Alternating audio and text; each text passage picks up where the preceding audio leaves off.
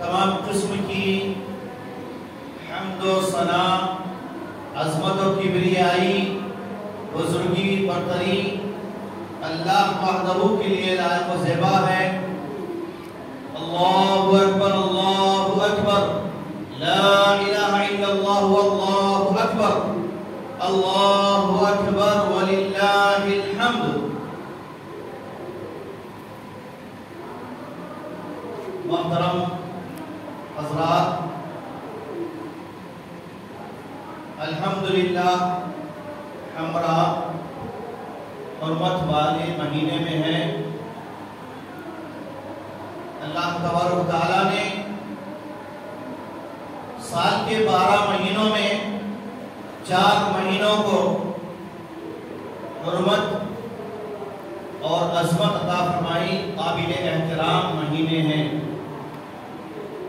ان مہینوں کے تعلق سے اللہ تعالیٰ نے فرمایا فَلَا تَظْلِمُوا فِيهِنَّ أَنفُسَكُمْ، کہ تم اپنے آپ پر ان مہینوں میں ظلم نہ کرو۔ ویسے ان مہینوں کے علاوہ کسی بھی مہینے میں کسی دن میں بھی ظلم کرنا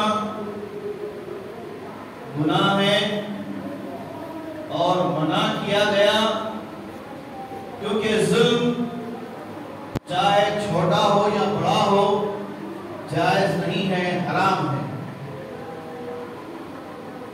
ظلموں میں سب سے بڑا ظلم شرک ہے، اور چھوٹا ظلم یہ ہے کہ کسی کو ناحق اپنی زبان سے تکلیف دو، دل آزاری کرو، کسی پر تہمت لگانا، کسی پر الزام بھر دینا، یہ بھی ظلم ہے۔ کسی کے حقوق مار دینا، یہ بھی ظلم ہے۔ اس مہینے میں، اس حجۃ الوداع کے مہینے میں ابتدائی 10 دن بڑی فضیلتوں والے ہیں۔ ذی الحجہ کے ابتدائی 10 دنوں میں خاص طور سے تاکید کی گئی کہ کثرت سے تکبیرات، اللہ تعالیٰ کی بڑائی بیان کی جائے، اس کی کبریائی کا ذکر ہو، چلتے پھرتے اٹھتے بیٹھتے مسجدوں میں، بازاروں میں اللہ اکبر، اللہ اکبر، لا الہ الا اللہ واللہ اکبر، اللہ اکبر وللہ الحمد۔ اور یہ تکبیرات ذی الحجہ کی 13 تاریخ تک اس کا اہتمام کرنا چاہیے۔ تو آئیے اس موقع پر آج جس عنوان کو میں نے منتخب کیا ہے وہ ہے خطبہ حجۃ الوداع کا پیغام۔ خطبہ حجۃ الوداع کیا ہے؟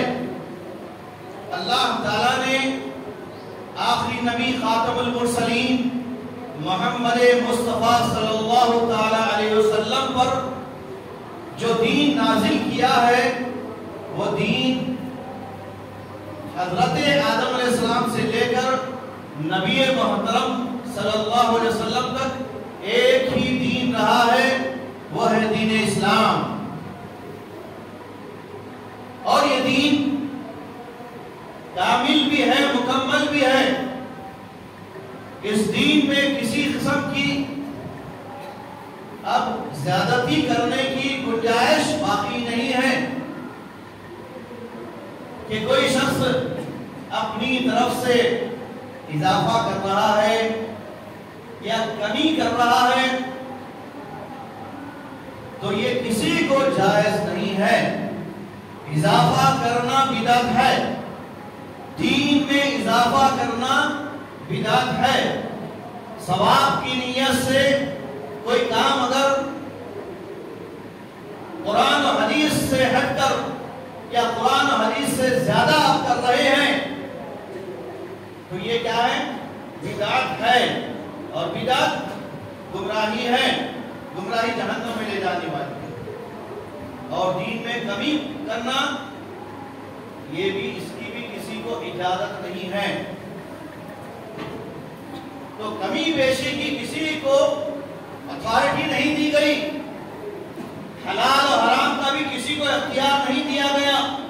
حتیٰ کہ نبی محترم صلی اللہ علیہ وسلم کو بھی اپنی طرف سے کسی چیز کو حرام کرنے کا اور حلال ٹھہرانے کا اللہ نے اختیار نہیں دیا. اس کی بے شمار دلائل ہیں، لیکن چونکہ میرا موضوع ہے خطبہ حجۃ الوداع، یہ ساری انسانیت کے لیے قیامت تک جتنے انسان آئیں گے، جتنے مذاہب اور ادیان کے لوگ پیدا ہوں گے، ان سب کے لیے ایک عالمی منشور ہے. عالمی منشور یعنی انٹرنیشنل کلیدی خطبہ یا انٹرنیشنل عالمی موٹیو اور میسیج. تو آئیے ہم اس موقع پر خطبہ حجۃ الوداع کے منشور کے جو نکات ہیں، جو پوائنٹس ہیں، وہ ایک ایک آپ کے سامنے رکھ رہا ہوں میں. یہ وہی خطبہ، اس کا خلاصہ ہے جو اللہ کے نبی صلی اللہ تعالی علیہ وسلم نے میدان عرفات میں تمام حجاج کے سامنے پیش فرمایا تھا. اور وہی خطبہ جو آپ صلی اللہ علیہ وسلم نے اس موقع پر اہل ایمان کو پیش کیا، گویا وہ ایک دستور تھا، ایک منشور تھا قیامت تک آنے والے انسانوں کے لیے، کہ اس دستور کی روشنی میں، اس منشور کی روشنی میں ہم عمل کریں.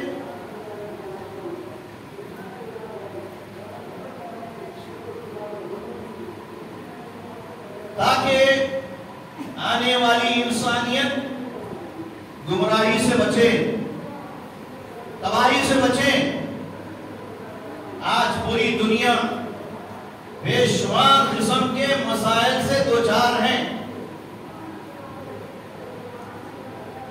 ان سارے مسائل کا حل انسانیت کے پاس موجود نہیں ہے، نہ کسی ملک کے پاس ہے، نہ کسی حکمران کے پاس ہے.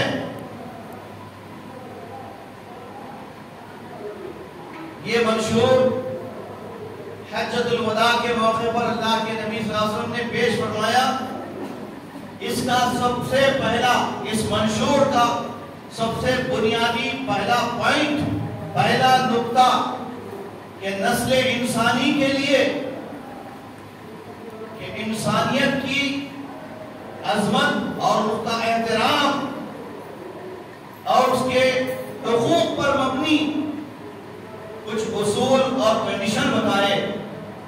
اللہ کے نبی صلی اللہ علیہ وسلم نے تمام انسانوں کی اصل ایک بتائی، کلکم من بنی آدم. فرمایا کہ تم سب کے سب آدم کی اولاد ہو. وہ آدم من تراب، اور آدم کی اصل یہ ہے کہ وہ مٹی سے بنائے گئے. چاہے وہ کسی بھی ذات کے ماننے والے ہوں، ہندو ہو، سکھ ہو، عیسائی ہو، جین مذہب کے ماننے والے ہوں، بدھ مذہب کے ماننے والے ہوں، یہودی ہو یا پارسی نسل پارسی ہو، چاند سورج کی پوجا کرنے والے ہوں، ان سب کے پاس حقیقت میں کوئی دین نہیں ہے، کوئی الہ کا صحیح کانسیپٹ نہیں، صحیح تصور نہیں ہے. وہ یہ سمجھتے ہیں کہ اس پوری کائنات کو ایک الہ، ایک خدا نہیں چلا رہا ہے. کئی بھگوان ہیں، کئی گاڈز ہیں. عیسائیوں کے پاس 3 گاڈ ہیں، 3 خدا ہیں. کرسچن مذہب کے ماننے والے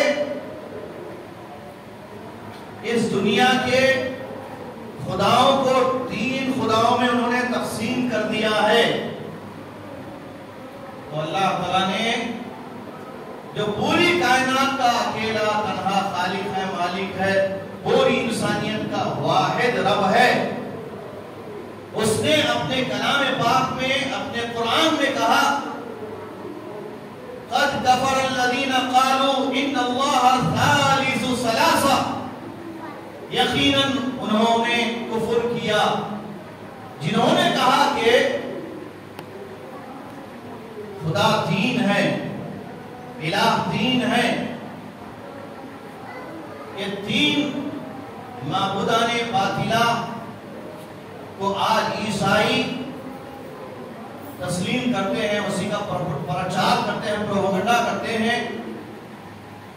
عیسیٰ علیہ السلام کو بھی خدا مانتے ہیں، اللہ کو بھی خدا مانتے ہیں، اور کئی مریم کو بھی خدا مانتے ہیں، اور کئی جو ہے ان میں اختلاف بھی ہے، کہیں جبرائیل کو بھی خدا مانتے ہیں.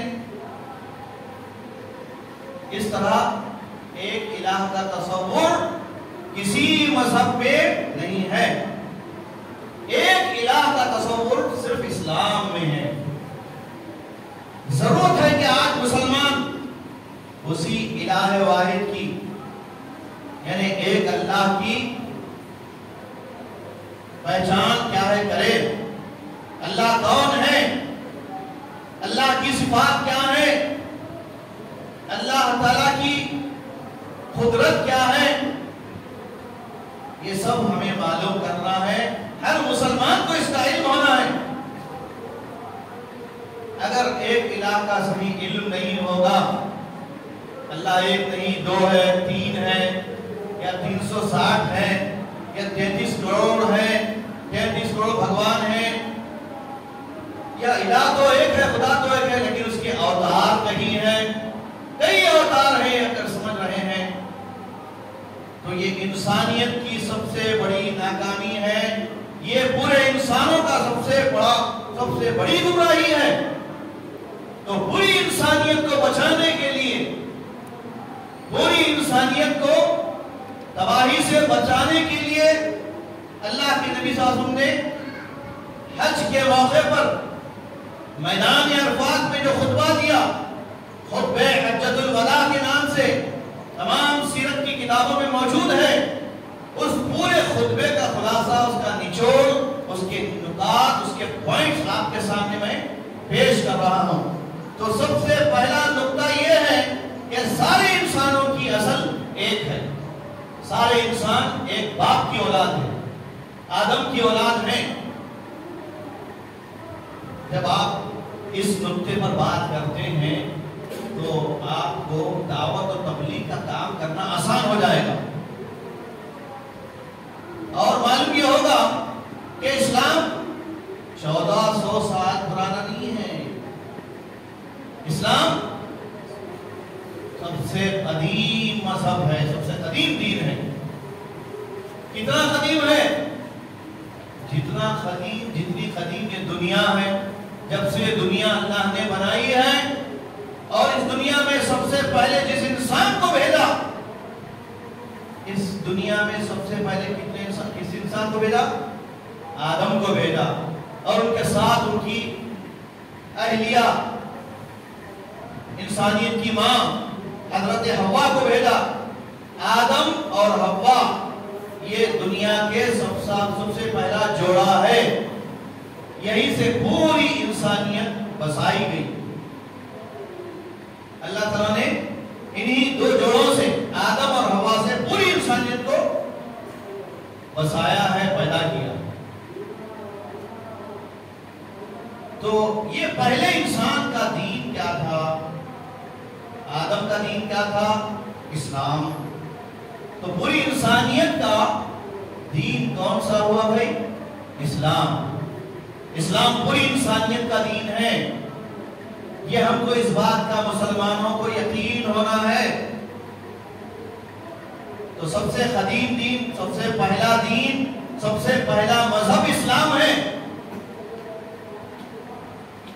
اگر ہم کسی انسان کو جو شرک میں مبتلا ہے، یا پھر وہ انسان بت پرستی کر رہا ہے، کوئی عیسیٰ کو خدا مان رہا ہے، کوئی عزیر علیہ السلام کو خدا مان رہا ہے، یا پھر کوئی انسان پتھر کو خدا مان رہا ہے، یا پھر کوئی انسان انسانوں ہی کو خدا مان رہا ہے،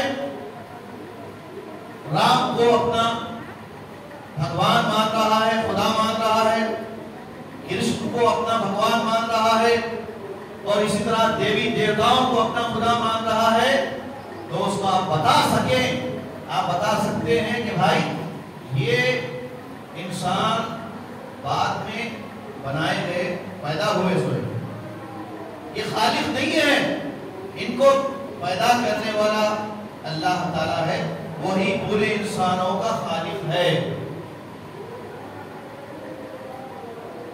تو سارے انسانوں کی اصل ایک ہے، آدم اور حوا۔ یہ ہے خطبہ حجۃ الوداع کا پہلا منشور کا پہلی شق ہے۔ اس کے ساتھ ہی ساتھ ایک دوسرا نقطہ یہ بتایا گیا کہ اسلام نے روز اول ہی سے انسانیت کا احترام ملحوظ رکھا ہے۔ انسانیت کا احترام کوئی بڑا نہیں ہے۔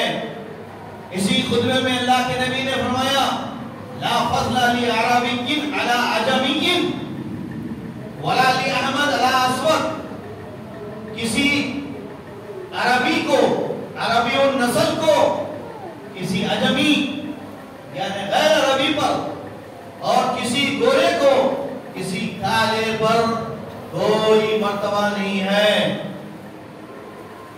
کوئی مرتبہ نہیں ہے، کوئی مقام نہیں ہے۔ تم سب کے سب آدم کی اولاد ہو، اور آدم مٹی سے بنائے گئے۔ ہاں اگر تم سب میں کالے گورے میں، عربی میں، عجمی میں، مشرقی میں، مغربی میں، ہندوستان کے رہنے والے میں، بنگال کے رہنے والے میں، انڈونیشیا کے رہنے والے میں، دنیا کے کسی بھی کونے میں انسان اگر رہ رہے ہیں، ان سارے انسانوں کے اندر اللہ تعالیٰ کے نزدیک ریسپیکٹیبل، عزت والا انسان ہوا ہے کہ جو انسان تقوی والا ہے، جس کے پاس تقوی ہے تو سب سے بڑا انسان ہے وہ، اگرچہ کہ وہ رنگ کے اعتبار سے کالا ہے، نسل کے اعتبار سے کسی بھی نسل کا رہنے والا ہے، لیکن اللہ تعالیٰ نے فرمایا ان اکرمکم عند اللہ اتقاکم، سب سے عزت اسی کی ہے جس کے پاس تقوی ہے۔ تقوی نہیں ہے تو کوئی انسان اللہ کے پاس محبوب اور محترم نہیں ہے۔ ہر چیز میں تقوی، ہر عبادت میں تقوی، ہر نیکی میں تقوی، ہر بھلے کام میں تقوی۔ یہاں تک کہ اللہ نے فرمایا اے حاجیوں، حج کو جانے والوں، تم تقوی کا توشہ تیار کرو، وَتَزَوَّدُوا فَإِنَّ خَيْرَ الزَّادِ التَّقْوَىٰ، کہ تم زاد سفر یعنی سفر کا سامان تیار کر کے رکھو۔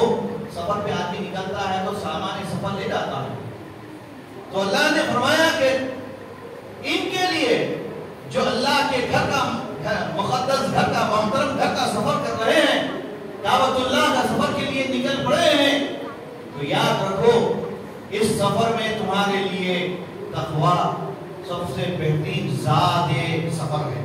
زاد کہتے ہیں سامان، زاد سفر، سامان سفر، وہ کیا ہے؟ تقوی ہے۔ تقوی تمہارے پاس ہے تو تمہارا حج مقبول ہے۔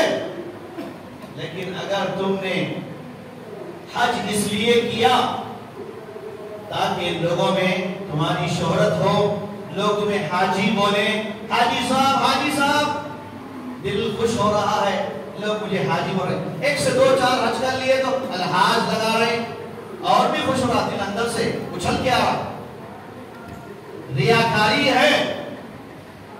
اسی طرح قربانی کے موقع پر موٹے موٹے تازے تازے فربا جانور، چاہے وہ بیل ہو یا بکرا ہو، مینڈا ہو، دمبا ہو، خوبصورت بڑے قیمتی جانور ہیں،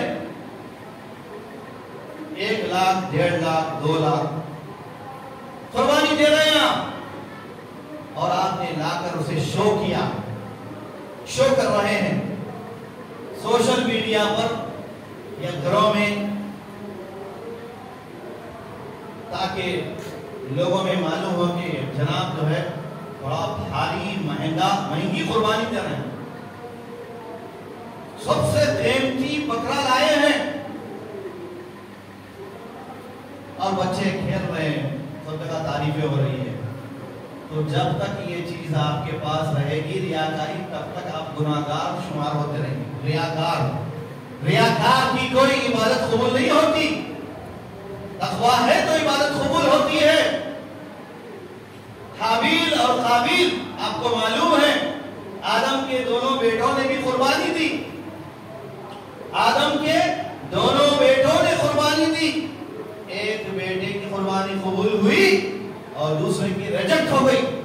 اللہ تعالیٰ نے ایک کی قبول کیا، دوسرے کی قبول نہیں کیا، اور جس کی قربانی قبول ہوئی اس کے بارے میں قرآن نے کہا انما یتقبل اللہ من المتقین، کہ اللہ تعالیٰ صرف متقیوں کی قربانی قبول کرتا ہے، نیکیوں کو قبول کرتا ہے۔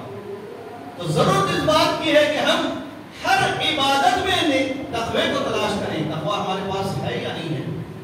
تقوی ہے تو الحمدللہ اللہ کا شکر ادا کریں۔ اگر اس نیکی میں ذرا سی بھی کھوٹ ہے، ریاکاری ہے، دکھاوا ہے، تو وہ نیکی برباد ہونے والی ہے۔ یہ خطبہ حجۃ الوداع کا عالمی منشور کا ایک بنیادی پوائنٹ یہ بھی ہے کہ اللہ کے نبی صلی اللہ علیہ وسلم نے فرمایا کسی کو کوئی مرتبہ نہیں ہے انسانوں پر، ہے تو صرف وہ انسان کو ہے جس کے پاس تقویٰ ہے۔ دوسرا نقطہ، اللہ کے نبی صلی اللہ علیہ وسلم نے فرمایا اسمعوا قولی، اے لوگوں میری بات سنو۔ صحابہ کرام موجود ہیں، سیرت کی کتابوں میں آتا ہے کہ اس وقت جتنے صحابہ کرام تھے ان کی تعداد صرف اللہ کو معلوم ہے، لیکن ایک اندازے کے مطابق تاریخ میں جو بتایا گیا 1,24,000 صحابہ کرام کے سامنے آپ نے یہ خطبہ پڑھا تھا، یہ خطبہ پیش کیا جس میں آپ نے فرمایا اسمعوا قولی، میری بات سنو، انی لا، مجھے ممکن ہے کہ آئندہ سال میں رہوں گا یا نہیں رہوں گا، خذوا عنی مناسککم، تم مجھ سے حج کے مناسک، حج کے ارکان سیکھ لو۔ ایک ایک نقطہ، ایک ایک پوائنٹ، ایک ایک نصیحت، ایک ایک وصیت اللہ کے نبی کی ایسی تھی کہ قیامت تک جتنے انسان آئیں گے ان سب کے لیے یہ عالمی منشور بن گیا۔ آج حکومت آتی ہے تو کچھ منشور بناتی ہے، اپنا ایجنڈا بناتی ہے، وہ حکومت گئی کہ دوسری حکومت آ کے پہلے ایجنڈے کو ریجیکٹ کر دیتی ہے، ختم کر دیتی ہے، پتہ نہ ایسا۔ لیکن یہ اللہ کے نبی نے جو منشور پیش کیا، قیامت کی صبح تک ایک ہی منشور رہے گا، اس میں کوئی چینجز نہیں آئیں گے۔ یہ خطبہ حجۃ الوداع ہے۔ تو ہم تو صلاۃ کے بعد اللہ کے نبی صلی اللہ علیہ وسلم نے ایک تیسرا نقطہ یہ بیان فرمایا کہ ساری انسانیت کے اندر مساوات، ایکویلٹی آف ہیومنٹی۔ اِنَّا خَلَقْنَاكُم مِّن ذَكَرٍ وَأُنثَىٰ وَجَعَلْنَاكُمْ شُعُوبًا وَقَبَائِلَ لِتَعَارَفُوا إِنَّ أَكْرَمَكُمْ عِندَ اللَّهِ أَتْقَاكُمْ۔ پھر اس کے بعد آپ نے فرمایا کہ لوگوں سنو، زمانے جاہلیت کے سارے کام میرے پیروں تلے میں رونتا ہوں، اور نسل کے تفاخر کو اس کا آپ نے خاتمہ فرمایا، حسب نسب کے غرور کو آپ نے کچل دیا۔ حسب نسب کا غرور جائز نہیں ہے کہ میں فلاں خاندان کا ہوں، میرا قبیلہ فلاں جا کر ملتا ہے، بغداد شریف کو ملتا ہے، میرا قبیلہ اہل بیت سے ملتا ہے، میرا شجرہ وہاں تک جا کے میں ملتا ہے اور عمل میں زیرو، بے دین، تو ایسے حسب نسب والا انسان جس کا عمل شریعت کے خلاف ہے، نبی کی تعلیمات کے خلاف ہے، وہ چاہے اپنا سلسلہ نسب سید السادات بنا لے یا پھر سید الشہداء